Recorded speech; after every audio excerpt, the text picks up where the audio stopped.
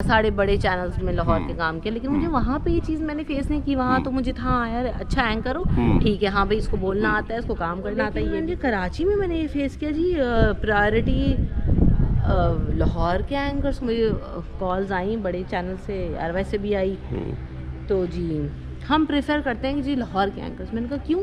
आज मेरे लोग में हमारी मेहमान है रमशा कंवल, जिनका ताल्लुक कराची से है। कराची में ही न्यूज रिपोर्टिंग से अपने करियर का आगाज किया, उसके बाद लाहौर और कराची के तमाम ही बड़े चैनल्स के साथ एज न्यूज एंकर मुंसलिक रही और आजकल पाकिस्तान के एक बड़े न्यूज नेटवर्क के साथ मुंसलिक है एज मॉर्निंग शो होस्ट। हमने कराची में उनके खूबसूरत घर पर जाकर उनका इंटरव्यू रिकॉर्ड किया है, उनसे क्या बातें की हैं, उन्होंने हमें क्या कुछ बताया है, आइए जानते हैं।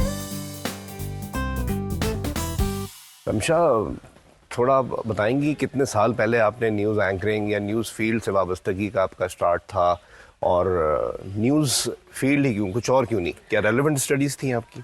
बिल्कुल रेलेवेंट स्टडीज़ थी और हैं अल्हम्दुलिल्लाह। मैंने जो है जिस इदारे में आज आप काम कर रहे हैं, जियो से अपना जो है वो करियर का आगाज़ किया। और मैं क्योंकि मैथ्स कम्युनिकेशन मैंने पढ़ा है कराची यूनिवर्सिटी से, तो जब स्टार्ट लिया था तो वैसे मैंने मेडिकल साइंस पढ़ा था, लेकिन वो मुझे डॉक्टर में जब एडमिशन नहीं मिला तो मैंने कहा मैं कोई माइक्रोबायोलॉजी या इस तरह का कोई सब्जेक्ट नहीं पढ़ूंगी। बैकग्राउंड मेरा डिबेट से रहा है, बहुत सारे लोग मुझे जानते भी हैं पहले से कि मैं जो है वो तकरीरें करती रही, मुकर्ररा मेरे सारे बहन भाई, तो वो एक फोकस था कि चलो यार मैं कुछ मैथ्स कम्युनिकेशन में करूं जहां पर ये स्किल मेरा अच्छे तरीके से यूटिलाइज हो सके। तो मेरे जो भाई हैं उन्होंने भी मुझे कहा कि तुम ये फील्ड भी ले सकती हो, तो मुझे काउंसिल किया। मैंने कहा ये मेरे मतलब का कुछ काम लग रहा है। देन मुझे उस वक्त इतना अंदाजा नहीं था कि जर्नलिज्म क्या है, क्या चीजें हैं, फिर देखा, पता चला पढ़ते पढ़ते, फिर मेरा एक जो ना वो बना इंटरेस्ट, तो बस मैंने ऐसे ही अप्लाई किया। जियो में एज व्हाट? मैंने जब जियो ज्वाइन किया था तो एज ट्रेनी ज्वाइन किया था। सही है। तो मैं बता रही हूँ कि यूनिवर्सिटी में थी मैं, तो उस वक्त बस मैंने वैसे ही रैंडमली, आपको होता है ना शौक चढ़ता है इंटर्नशिप करना है, हाँ। तो बस वो मैंने भी बैठ के पोर्टल पे डाल दिया होगा, मुझे कॉल आ गई तो मैंने ज्वाइन कर लिया। और कैमरा जिंदगी में पहली बार किस प्लेटफॉर्म से कब फेस किया? जियो। सही। जियो में जब एज इंटर्न काम करना शुरू किया तो फिर रमज़ान थे, चीज़ें बहुत ज़्यादा जो है वो चल रही थी, बोलना अच्छा आता था, तो एक आध दफ़ा इमरजेंसी में बीपर हुआ। फजल महमूद साहब थे और उस वक्त फैसल अजीज़ भाई जी थे, उन लोगों ने मुझे मौका दिया, मैं चली गई, मैंने लाइव बीपर दिया, अच्छा हो गया बस। तो फिर वो उसके बाद से आजकल स्क्रीन पे हूँ और अच्छा, आप लोग देख ही रहे हैं। कई साल हो गए, अब तो 12-13 साल हो गए। जबरदस्त। मुख्तलिफ चैनल्स से होते हुए अब माशाल्लाह एक बड़े चैनल के साथ मॉर्निंग शो कर रही हैं जी।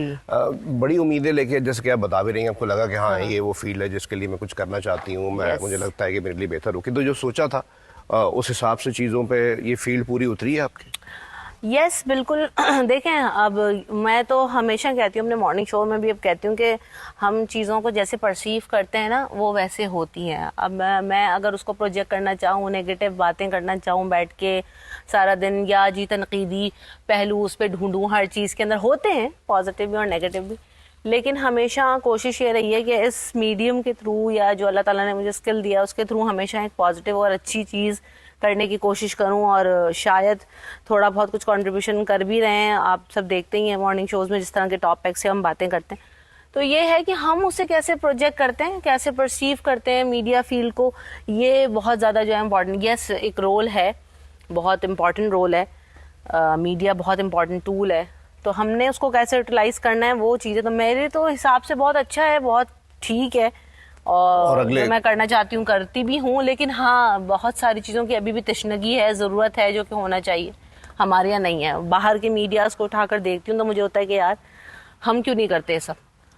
तो अच्छा, यस, हमारे यहाँ बड़े बड़े सहाफ़ी, बड़े बड़े एंकर्स सियासतदानों से जमहूरियत और के पनपने की बातें करते हैं। इस हमारी जो फील्ड है न्यूज़ एंकरिंग की या होस्ट की, इसमें जमहूरियत है? मेरिट की बुनियाद पे मौके मिलते हैं या बड़ी ताल्लुकात लड़ाने पड़ते हैं या कोई लॉबी सिस्टम है? दोनों चीज़ें, तीनों चीज़ें। आपने दो बात की ना, ताल्लुकात और क्या कहते हैं लॉबी सिस्टम, और तीसरे आपने कहा कि मेरिट है कि नहीं, ताल्लुकात लड़ाने पड़ते हैं, मेरिट है कि नहीं। तो तीनों चीज़ें हैं आयशा।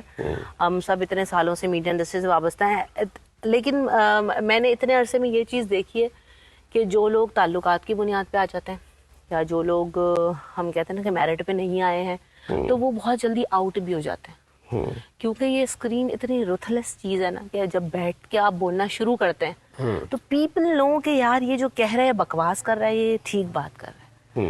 तो लॉन्ग लास्टिंग करियर्स जो हैं या लॉन्ग लास्टिंग, अब आप ये देखें, हम कहते हैं फीमेल जर्नलिस्ट, अभी मैंने आपके किसी उसमें देखा था, किसी से आपने बात की थी तो उसमें आपने पूछा था कि जो फीमेल जर्नलिस्ट हैं या जो उनकी स्क्रीन वैल्यू इतनी कम क्यों है, ख़त्म हो जाती है, तो उनका फ्यूचर, तो मुझे ऐसा नहीं लगता। आप नसीम ज़ारा को उठाकर देख लें, आप कितनी सारी हमारी जो सीनियर जो जर्नलिस्ट हैं, ख़वातीन हैं जो कि अच्छा काम कर रही हैं और एक अरसे दराज से करी, तो वो अपनी मेरिट की बुनियाद पर हैं। बाकी कितने उनके बीच में आए होंगे और गए होंगे, आज वो कहाँ हैं, we never know. Lobby system तो बहुत ज़्यादा है, जिसकी वजह से हम देखते हैं कि वो बहुत काम ख़राब भी हुआ। अच्छा, माशाल्लाह खूबसूरत हैं। तो कभी हुआ ऐसा कि आपको एंटरटेनमेंट इंडस्ट्री से कोई ऑफ़र आई हो, ड्रामा से, मॉडलिंग से, और अगर आई है तो भी बताएं, और अगर आएगी आगे बिल फर्स्ट, तो क्या हम ऐसा भी देख सकते हैं कि जी रमशा कंवल बिल्कुल ही फील्ड ही स्विच कर जाएं? नो नेवर, क्योंकि ये बहुत अर्ली स्टेजेस में, जब मैंने जियो के बाद डॉन ज्वाइन किया, एंड डॉन के बाद मैंने समा ज्वाइन किया, तो मैंने एज रिपोर्टर ज्वाइन किया था जी। और उसमें जो मेरे पास फील्ड थी, मैं जर्नल भी करती थी और स्पेसिफिकली एंटरटेनमेंट को कवर करती थी। तो वहाँ पे फ्री अल्ताफ होती हैं कैट वॉक में, और तहमीना खालिद हैं टेक टू, आपने सबने नाम सुना होगा, फैशन इंडस्ट्री की जो है वो टॉप नॉच जो है वो पर्सनैलिटीज़ हैं। तो उन्होंने उस वक्त मुझे देखा, बहुत ही दुबली पतली होती थी और जो है ना टॉल थी, स्किन कलर ऐसा था जो कि मेकअप के कॉम्बिनेशन में जो है वो जाता है। तो जो है ना वो कहती थी कि तुम क्यों इतना ख्वार होती हो, तुम छोड़ो ये सब, ये क्या है, ये माइक वाइक लेके घूमने, तुम फैशन में आओ और जो है हम ड्रामाज भी कर सकती हो, बहुत अच्छा फेस है, बहुत पैसे हैं। तो उस वक्त ऑफर्स बहुत हुई, उन्होंने कन्विंस करने की भी कोशिश की, लेकिन ये एक ऐसी चीज़ थी जो मैं ज़िंदगी में कभी शायद नहीं करना चाहती थी, और घर वालों ने भी किसी चीज़ पे कभी ज़िंदगी में मना नहीं किया, लेकिन इस पे कहा था कि बेटा ये अच्छा सूटेबल काम नहीं है शायद, तो तुम ना, तो हमें नहीं जचता, और मुझे भी कोई ऐसा इंटरेस्ट नहीं था, तो मैंने हमेशा नो ही किया है। और अभी भी हो जाता है, लोग पूछते हैं ड्रामाज में काम करेंगी, मॉर्निंग शो में बहुत सारे लोग जा रहे होते हैं। लाहौर में जब मैं रही तो मुख्तलिफ एडवर्टाइजिंग एजेंसीज ने भी और उन लोगों ने रब्ता किया, लेकिन मैंने कभी उसको प्रेफर नहीं किया। तो आप मुझे हमेशा इसी रोल में देखेंगे, मेरा ड्रामाज या मूवीज में कोई ऐसे इरादा नहीं है। रमशा, कराची से ताल्लुक है, बाय बर्थ कराची? जी, मैं बाय बर्थ कराची है। अच्छा, एक बड़ा इल्जाम लगाया जाता है जी हमारी न्यूज़ मीडिया इंडस्ट्री में लाहौर एलिमेंट बहुत बोलता है, मतलब हर आपको अगर एंकर से 10 में से 9 एंकर किसी इदारे में लाहौर के होंगे, एक कराची का। आपका हाँ बिल्कुल है, लॉबी समहाउ साबित भी है।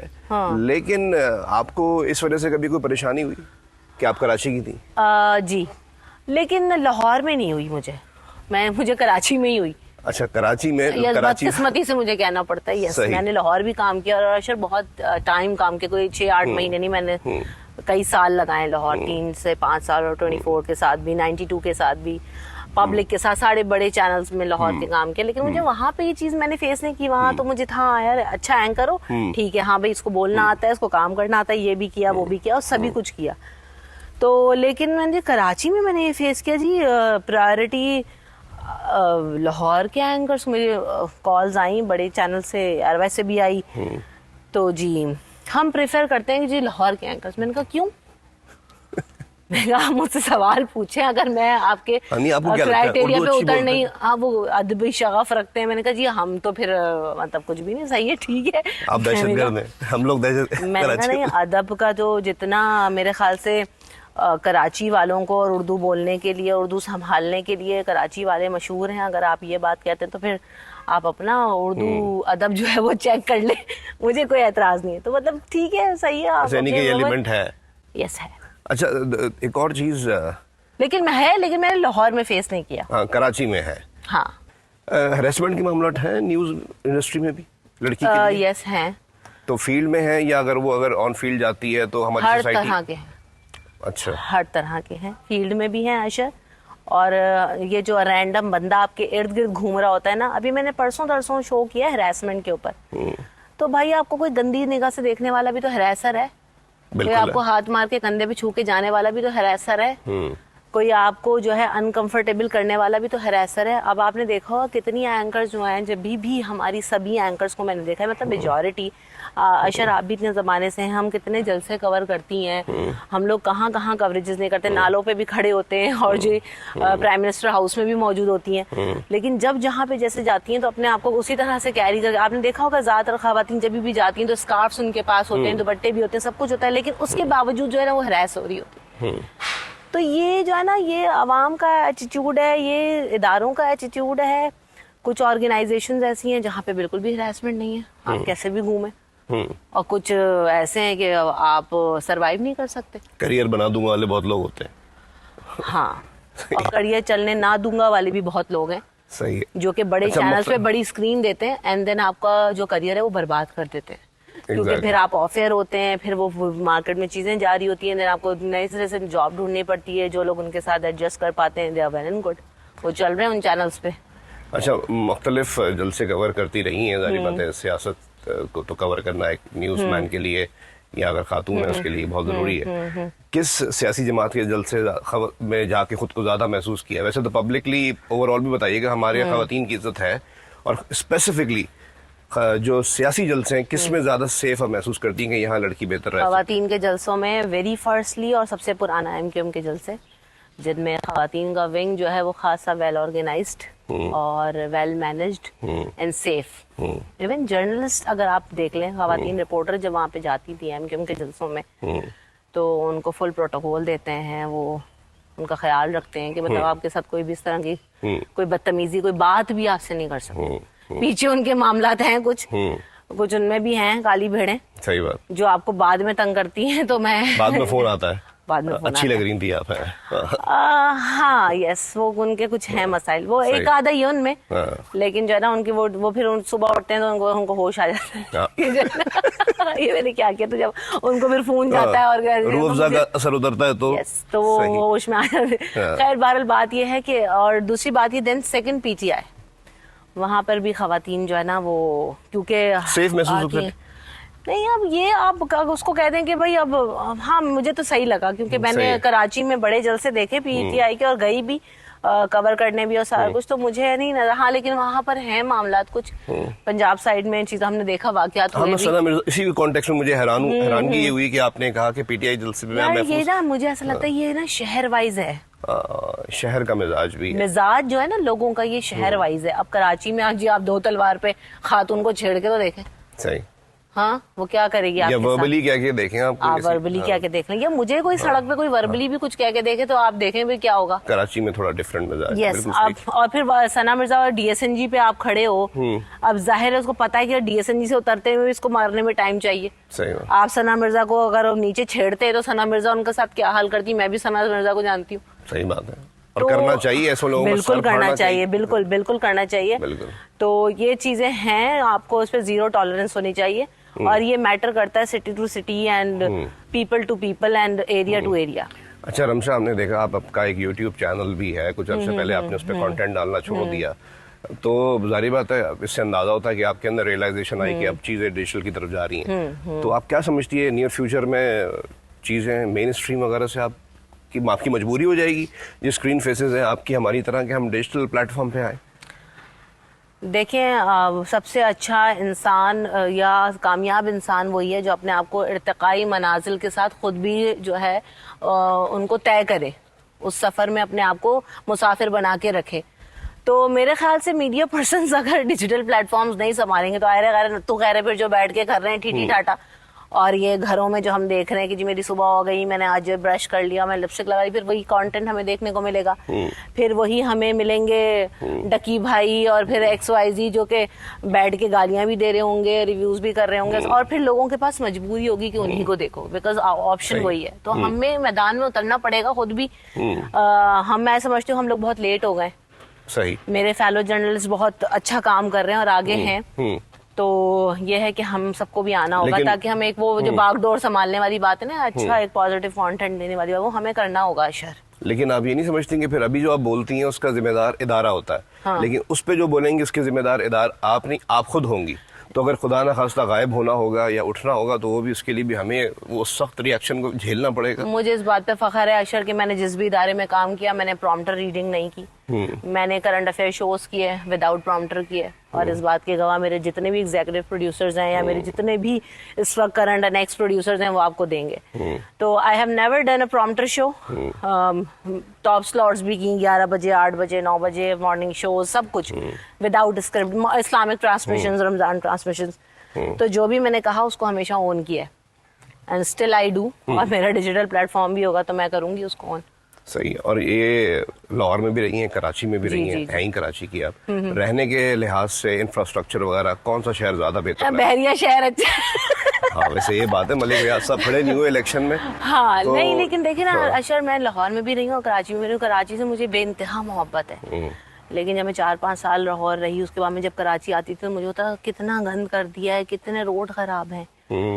लेकिन लाहौर अच्छा लगता था रहने के लिए, बहुत मज़ा आता था। लेकिन ये है कि कराची में आप देखें ना, आपके पास एक्टिविटीज़ हैं, एक लाइफस्टाइल है कराची का, एक नाइट लाइफ है, लोग निकलते हैं, सी व्यू चले गए, खाते हैं पीते हैं, दोस्तों से मिलते हैं। वो कल्चर आपको अब लाहौर में और इस्लामाबाद में आ गया है। जिस वक्त की मैं बात कर रही हूँ उस वक्त नहीं था, आज से सही। 7-8-9 साल पहले। लेकिन अब बात यह है कि दोनों चीज़ें अच्छी हैं। कराची को आप उठाकर देख लें, सिर्फ आप इंफ्रास्ट्रक्चर और कचरा उठा लें तो कराची में क्या बुरा है। सही। तो मेरा ख्याल है कि अच्छा है। और फिर अब तो खैर आप देख ही रहे हैं, बहरिया टाउन शिफ्ट हो गई, यहाँ पे आपको सारी फैसिलिटीज मिल रही हैं। दूर नहीं पड़ता? यस, बहुत पड़ता है। कन्वेंस का एक इशू है यार। अच्छा, दूसरा मैरिड है माशाल्लाह, 2 छोटे साहबजादे हैं आपके, जी अगर जी गलत जी नहीं। जी। तो कभी आपके हस्बैंड ने कहा कि छोड़ो इस फील्ड को, बस बच्चों को टाइम दो, मैं देख लूंगा, बस ये बहुत हो गया, अब घर पे बैठो, ऐसा? नहीं नहीं नहीं, he has been very supportive in my whole career. क्योंकि आप देखें कि कोई भी खातून अगर काम करती है, चाहे वो शादी से पहले हो, शादी के बाद हो, तो जब तक उसके घर वाले सपोर्ट नहीं करते, चाहे वो माँ बाप हों, बहन भाई हों, या हस्बैंड हो, या बच्चे हों, अगर आपको सबकी सपोर्ट नहीं होगी आप नहीं कर सकते। तो मोहसिन ने कभी भी जो है ना, वो उन्होंने मुझे कभी भी फोर्स नहीं किया इन चीज़ों के लिए कि आपने करना ही है या आपने नहीं करना। तो it is always my choice कि मैं क्या करना चाहती हूँ, मैं कितना कर सकती हूँ। क्योंकि आपको पता है छोटे बच्चों के साथ बहुत मुश्किल होता है मैनेज करना। भी मेरा न्यू बॉर्न है, 4 मंथ्स का हुआ है वो, तो बहुत चैलेंजिंग हो गया था कि मुझे मॉर्निंग शो रिज्यूम करना है और काफ़ी टाइम के बाद स्टार्ट हो रहा था। तो मैं खुद भी नहीं समझ पा रही थी कि कैसे होगा। लेकिन ये था कि उन्होंने कहा ठीक है, कोशिश करो, तुम कर सकती हो तो करो, तो कोई इशू नहीं है। तो नहीं, वो मुझे हमेशा सपोर्ट करते रहे। इवन फॉर यूट्यूब मेरे हस्बैंड, मेरा देवर मुझे हमेशा से जो है ना वो करता रहा पम्प के, भाभी आप क्यों नहीं करती, इतने लोग हैं, आपको करना है। तो मतलब ये लोग मुझे हमेशा कहा कि नहीं आप कर सकती हैं, आप करें। तो उसी की वजह से मैंने स्टार्ट भी किया था। लेकिन मैं टाइम की वजह से थोड़ा सा मैंने छोड़ा है अभी, लेकिन मैं अब करूंगी इंशाल्लाह रिज्यूम जल्दी। एक हम ट्रेंड और देख रहे हैं, मीडिया के लोग क्या वैसे पूरे मुख्तलिफ प्रोफेशन से लोग मुल्क छोड़ने पे राजी हैं। आपके दिमाग में कहीं फीलिंग आती है कि नहीं मैं इनसिक्योर हूँ, मेरे बच्चों का फ्यूचर नहीं है, मैं मुल्क छोड़ दूँ, ऐसा कुछ होता है दिमाग में? और होता है तो उसकी वजह क्या है? पहले नहीं आती थी, बिफोर इमरान खान, लेकिन अब आती है। उसकी वजह यह है कि अब बच्चे बड़े हो रहे हैं और हम जिस तरह से चीज़ें देख रहे हैं ना, अब पॉलिटिकल स्टेबिलिटी जब तक ना हो तो इकोनॉमिक स्टेबिलिटी नहीं आती। No doubt. और जब ये दोनों चीज़ें ना हो, पहले लॉ एंड ऑर्डर की सूरत हाल थी तो लोग सोचते थे, अब वो कंट्रोल हो गई अल्हम्दुलिल्लाह। लेकिन अब उसके बाद क्या है भाई, व्हाट्स नेक्स्ट? अब पॉलिटिकल स्टेबिलिटी होनी चाहिए, इकोनॉमिक स्टेबिलिटी होनी चाहिए। और फिर दूसरी बात है कि हम सब कमा रहे हैं, टैक्सेस दे रहे हैं, हम लोग तो तनख्वाहदार तबका है ना। हमारी तो तनख्वाह से भी आप टैक्स लेते हो, हमारे तो साबुन से भी लेते हो, हमारे तो बिस्किट से भी टैक्स लेते हो, तो हमें क्यों फैसिलिटीज़ नहीं देते? सही। ना हमारे पास बिजली है, ना हमारे पास, अगर मैं बहरे टाउन को स्किप कर दूं तो बिजली, और बहरे टाउन में भी पैसे दे के डबल प्राइस पे दे के ले रही हूँ ना। तो ना मेरे पास हुकूमत की तरफ से बिजली है, ना मेरे पास हुकूमत की तरफ से जो है वो सेहत की सहूलियात है, ना एजुकेशन है अच्छी, सब कुछ खुद ही करना है। सही। तो फिर मेरा ख्याल है कि फिर इंसान सोचता है कि एक बेहतर अपॉर्चुनिटीज़ की तरफ बढ़े, और लोग इसीलिए जा रहे हैं कि उनको अपना फ्यूचर सिक्योर करना होता है। सही। तो बस ये एक वजह है कि मायूसी बहुत ज़्यादा लोगों में फैल गई है कि कुछ भी और बदलने वाला नहीं। चलें, बहुत बहुत शुक्रिया रमशा अपना कीमती वक्त देने के लिए, बड़ी मेहरबानी। Thank you so much.